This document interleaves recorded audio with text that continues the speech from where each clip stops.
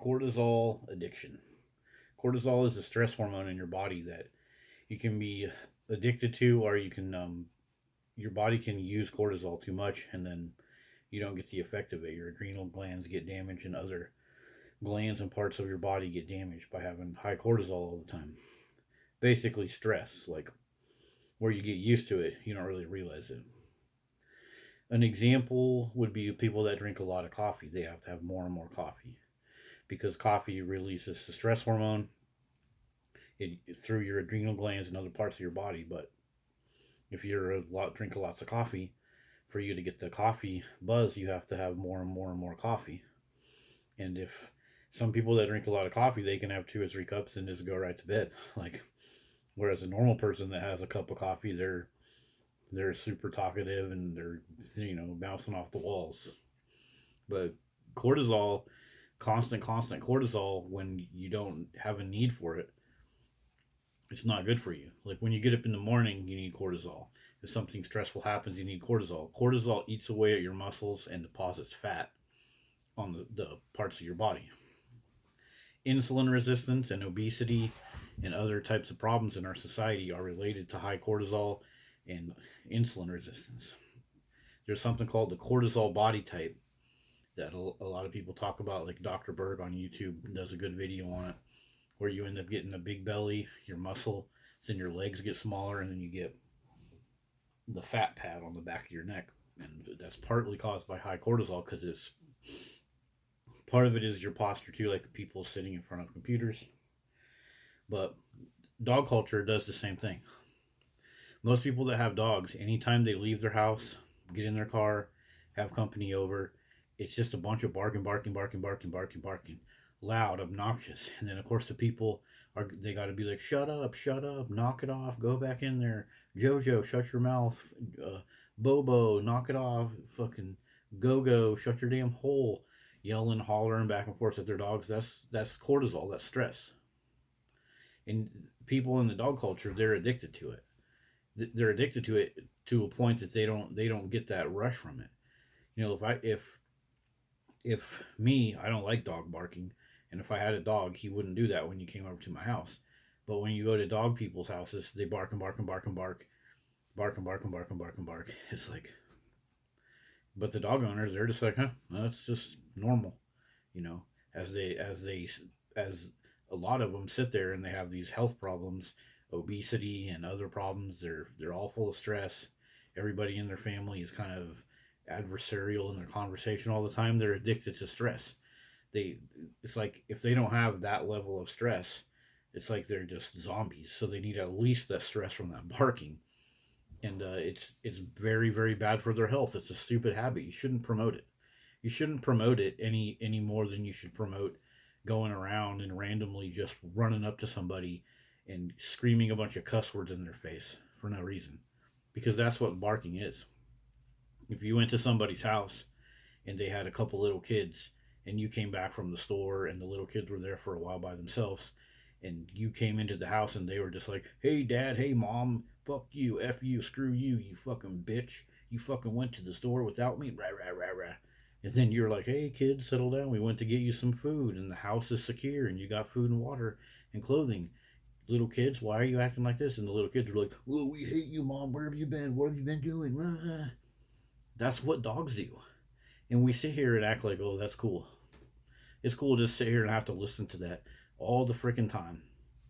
Like, what about human conversation? What about being able to, so that when you first come to your house, be able to exchange handshakes and hugs with people and not sit there and just be like, shut up, knock it off, get out of the way, get down, get over here, close that gate, watch out for this, watch out for that. Just a bunch of freaking stress for no damn reason. And you wouldn't tolerate this from humans, so why do we have to tolerate it from dogs? First off, it's a bad habit. This cortisol that we're constantly on with all this stress. Why? That's stupid. Why be a dog owner and present that as a good habit? Do you just not give a shit about humanity? Because you can say that your situation with dogs is unique to you, and oh, people can do what they want, but people see you. Your kids see you, your kids' friends, the people that you date and marry and have on your property and enjoy times with, they see you with your dog, and you're going to present that dog as this like loving thing that brings all this health and happiness to your life, blah blah blah. Fucking bullshit.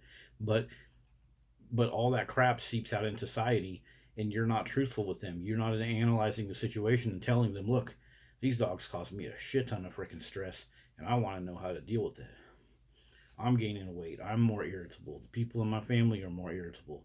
These two dogs got in a fight. My house freaking smells, but I can't even tell because I'm so used to it. You don't present that truth to society. You just present yourself with your dogs like, oh, life is so beautiful with all these freaking dogs everywhere. Woo! Like, no, it's not. It's a freaking, it's a whole bunch of freaking stress and ridiculousness. And my other point is, you wouldn't accept this from humans. If I had a new friend or somebody came over to my house, the mailman, a police officer, somebody that needed to do some work in my house, and I had 3 or 4 dogs and they sat there and barked and run around and jumped on the guy, it would be all socially acceptable. A couple tools of his got knocked onto the ground. I'd sit there and be like, oh, he's friendly. That's just how he gives his puppy kisses. As the guy has slobber and stuff all over him. My dogs are jumping up all over him, running around barking, and stuff like that. He takes some gum out of his pocket and they're trying to jump up and get it because they're used to people giving them treats. When dogs do that, oh, that's fine. Yeah, bring on all the stress and all this crap about dogs. Bring it on. But if a human did that, you wouldn't fucking tolerate that from a human. If you came over to my house and my little son, my 11-year-old son, was like, hey, who's this fucking guy? Hey, fuck this guy. Hey, get the fuck out of my house. Who the fuck are you? Shut your fucking mouth. What's your fucking problem? That's what a dog barking is. It's a fucking insult on your brain. It's overrunning your nervous system, creating this alert, alert, alert, alert. That's what dog barking is. And so that's the same thing as if a human was sitting there cussing at you, yelling at you. What are you doing in my house? What's your name? Blah, blah, blah. Just sitting there fucking yelling at somebody. You wouldn't tolerate that from a human kid. You would be angry. And you would probably say something like, dogs are better than children because look at what children do. But yet your freaking dogs will get away with it. It's ridiculous. It's lying and belittling on children, and it's creating this habit of being addicted to cortisol, being addicted to all this freaking stress of dogs. Like, I see it all the time. My neighbors, they leave and they have 2 chihuahuas and they load them up in the truck, and the whole time they're bickering amongst each other. Get him, grab him, get him in the truck. No, you went over here. No, what are you doing? And then they're yelling the dog's names. Their names are like dummy and dipshit or something like that. Dipshit, get over here. Dummy, get up. No, get in the truck. Now load up. No, me.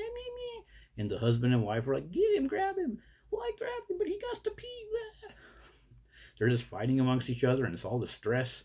Instead of just picking the dog up and putting it in the truck and being like, okay, if they're loaded up, it's like it always has to be that kind of stress with the dog culture. And there's no way to present yourself. Everybody else in society sees you and they think that's cool and that's fine and that's the norm, and it shouldn't be the norm. We shouldn't have to tolerate extra fucking stress on ourselves. And if you look at the health problems we have in society that are related to high cortisol, insulin resistance, everything that's related to obesity, the polycysts on ovarian, it's all related to cortisol and high insulin. And so to adopt this dog culture that is constantly pumping you full of extra cortisol and overrunning the systems in your body that create that cortisol, that's just anti-human. Like, I'm sorry, it really is. It doesn't matter if you think your situation with your dogs is fine. You're setting an example for everyone else too. And you're being subhuman. You're creating a habit that is slowly, death by 1,000 cuts, cutting into humanity with this cortisol addiction. I just love barking. I just love to have this barking happen all the time. That's fucking bullshit.